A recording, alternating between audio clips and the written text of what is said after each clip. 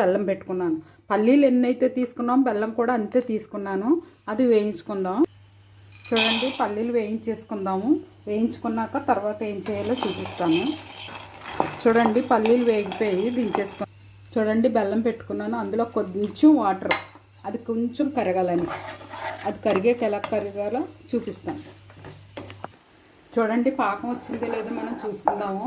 ఇలాగ వాటర్లో పోసాక అది గడ్డలా వచ్చేస్తే మనకి పాకం వచ్చేసినట్టే. చూడండి, ఒక బాల్ షేప్లో వచ్చేస్తుంది. ఇలా వచ్చిందనుకోండి పాకం మనకి కరెక్ట్గా వచ్చినట్టే. ఇలా మనం ఇంకా చేసేసుకోవచ్చు. ఇంకా అయిపోయిందనమాట, పాకం రెడీ అయిపోయింది. చూడండి, మనం వేపి పెట్టుకున్నాం కదా, ఇవి పల్లీలు ఇందులో వేసి కలిపేసుకుందాం. ముందుగానే చేసి పెట్టుకున్నాను. అలాగే నేను కొన్ని శనగపప్పు కూడా వేస్తున్నాను. చూడండి, వేపిన శనగపప్పు అది కూడా వేస్తున్నాను. చూడండి,